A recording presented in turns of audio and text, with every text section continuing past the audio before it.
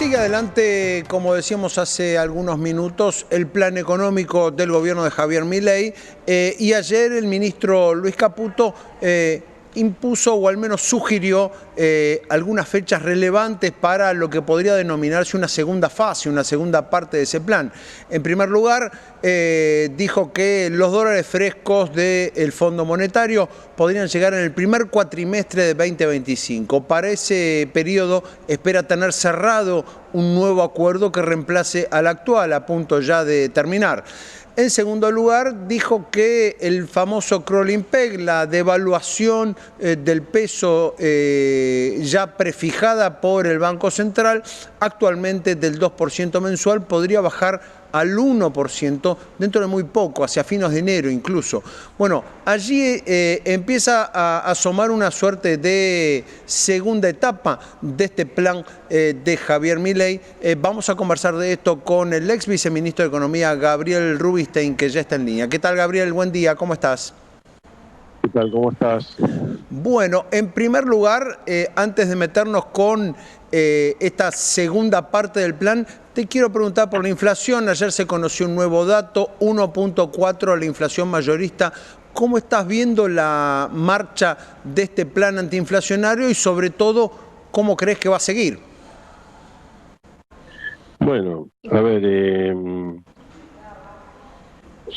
el buen camino, ir bajando la inflación, que incluso creo que debería bajar más rápido. Dado que no hay emisión, se podría plantear una baja del crawling peg no solo al 1%, sino incluso al 0%. Creo que el gobierno va a dar un paso al 1%. Y bueno, ya a esta altura en la convertibilidad la inflación era menor al 1% mensual, ¿no? Entonces no debería extrañarnos que vaya bajando la inflación de lo normal en estas circunstancias. Bien, y ves similitudes con aquel momento de la convertibilidad, digamos, allá por el año 91 la inflación pasó a un dígito anual en un plazo creo que hasta algo menor que un año, digo, ¿ves similitudes con un proceso similar? Sí, lo que pasa es que en ese momento, ahora digamos, la ventaja es la impronta más fiscalista que le da Milei al programa económico. De todas maneras, llegamos a tener superávit por poco tiempo, ¿no? Superávit fiscal primario por poco tiempo, que llegó a ser casi el doble del actual en la convertida, pero no se sostuvo, enseguida se bajó. La ventaja en ese momento es que había dólares en el Banco Central, era un esquema más fuerte y más creíble, más perdurable en el tiempo. Ahora tenemos cepo, cada vez que sube un poco el dólar hay inquietud, es decir, cada vez que sube la brecha, ¿no? Entonces es como que en ese punto estamos más débiles que la convertibilidad y los resultados son más débiles. Bien, ¿esa debilidad se podría solucionar de algún modo con los dólares del Fondo Monetario o eso sería demasiado coyuntural? ¿La debilidad va a persistir? Y hay dos tipos de debilidad. Una es justamente la financiera, que necesitas dólares, que hay que ver si el fondo te da, el fondo por ahí te da plata, te da dólares para pagarle al fondo mismo y algo un poquito más, pero no creo que te suplante esa debilidad. En las condiciones que está planteado, porque ellos consideran que hay un atraso cambiario importante, entonces no creo que te den plata para otros fines que no sea para pagarles a ellos mismos. Claro. Y la otra cosa es que, bueno, con la sensación de dólar bajo, que también en la convertibilidad existía, pero justamente la convertibilidad envió una señal muy fuerte de perdurabilidad, hizo que muchas empresas invirtieran para adecuarse a esa nueva realidad. Acá todavía hay dudas, ¿no? Si esto es perdurable o no, en términos del dólar barato, y entonces por ahí en ese momento la economía estaba muy expansiva, a lo mejor ahora está expansiva, pero puede no ser tanto, puede haber sufrimiento en más sectores, porque no terminan de creérsela, no saben si va a haber un ajuste posterior, entonces bueno, todavía hay un poco de fragilidad en ese punto, ¿no? Más la fragilidad institucional. En ese momento todo era por ley, todo era reforma del Estado avaladas por ley, había presupuesto, había todo un tema institucional más fuerte que el actual, ¿no? Hoy hay tweets, hoy digamos todas las decisiones van por tweet y por notas periodísticas. Y bueno, sí, no, están los DNU, está el poder de veto, pero es frágil. El hecho de que el gobierno ligeramente se plantee Bueno, si no tenemos presupuesto no pasa nada y bueno, te da la idea de la fragilidad institucional en la que todavía estamos, ¿no? Es claro, es claro. Gabriel, ¿qué ocurre con lo productivo, ¿no? ¿Qué puede pasar el año que viene con un esquema tal vez de menores restricciones cambiarias, de mayor apertura a productos importados de toda clase y un dólar que sigue estando barato? ¿Cómo puede pegar eso en el aparato productivo local y sobre todo en el empleo? Sí, el cambio general que implica también más ingreso de capitales en la Argentina, una mayor confianza, bajar el riesgo del país, etcétera, te lleva a que el rebote cíclico que tenemos esté bastante garantizado, de la mano de suba de salarios por encima de la inflación, jubilaciones por encima de la inflación, eh, no una caída del empleo generalizada, sino más bien cierto estancamiento o cierta mejora muy paulatina y aumento del crédito. Con eso vos el rebote cíclico lo tenés. Nosotros pronosticamos que va a crecer más de 5% la Sí. economía en 2025. Pero eso no quita que haya sectores que puedan sufrir, el entramado productivo industrial pueda sufrir, porque no puede adaptarse a la nueva realidad del dólar tan barato, o mismo el campo, salvo los productores más rentables, entre la mezcla de cepo y la mezcla de retenciones y baja el precio internacional de las commodities, hay muchas empresas agrícolas que están mal. Entonces todo eso los va a dañar y puede generar algún grado de desempleo o desinversión o de quiebras, o sea, algo de todo eso va a haber, ¿no? Porque las empresas no pueden adaptarse, más que el gobierno todavía recién empieza con el tema de la desregulación, la baja de impuestos, todo eso puede durar años. Entonces estamos comprando como sistema económico un dólar barato, como si se hubieran hecho ya una cantidad de reformas que todavía no se hicieron. Entonces, esa anticipación que lo dio la dinámica financiera y a la dinámica productiva y le duele. A muchos sectores no pueden acomodarse, Bien, ¿no? ahora, eso puede tener ya impacto en el corto plazo, es decir, que el año que viene, más allá de este diagnóstico tan claro que haces, que el año que viene empecemos a escuchar noticias de despidos, empecemos a escuchar noticias de cierres de empresas y cosas por el estilo. Sí, lo que pasa es que también hay que tener en cuenta que, a ver, a una empresa, suponete, X, porque lo nombro por Grupo Techín porque habló Roca públicamente. Si despide gente, salen todos los diarios. Ahora, si hay 20 pymes que están tomando gente porque están importando más y les conviene tener algún empleado más o están vendiendo más, eso no lo ves.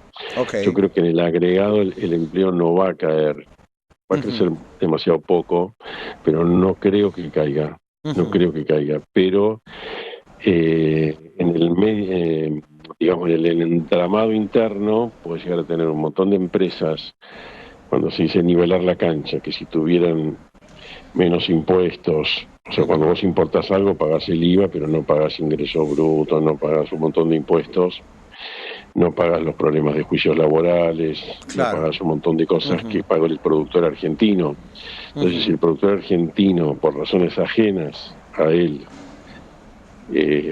no puede competir, y es una pena en el sentido que no es típicamente un tipo ineficiente acá que, bueno, mejor que cierre y listo y compramos importados, sino puede haber empresas que serían competitivas en otras circunstancias, pero que dado el alto costo argentino de las regulaciones, de los impuestos, de los juicios y demás, y bueno, no pueden competir, y eso es una pena porque no necesariamente van a ser reemplazados por otras cosas más productivas, por ahí queda gente en el camino, por ahí los nuevos empleos que se crean son más inestables, o se pierde, llamémoslo, parte del entramado, del tejido productivo argentino se castiga o se hiere, y no es algo deseable eso. Bueno, lo dijo el propio Milei, si se le va la mano con el atraso del dólar, manda a la quiebra a un montón de gente que no debería por qué mandarla, ¿no? Claro, pero digo, eso que Milei dijo a la pasada el otro día en una entrevista periodística, digo, puede ser una noticia para el corto plazo, aun cuando el plan macro vaya bien, aun cuando el Sí. gobierno consiga los dólares del fondo, etcétera. Yo creo que va a prevalecer cierta sensatez o cierto grado de flexibilidad. Si hay empresas grandes que tienen problemas y que van a echar gente por este tema, es probable que el gobierno alguna cosita encuentre para que no suceda.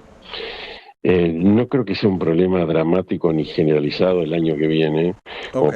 porque manda un poco la recuperación cíclica, manda lo anterior, manda que el salario general le va a ganar a la inflación, manda que esa ola implica nuevos empleos que pueden reemplazar a los empleos que se están perdiendo por otro lado, manda el aumento del crédito, eso en el corto plazo manda eso.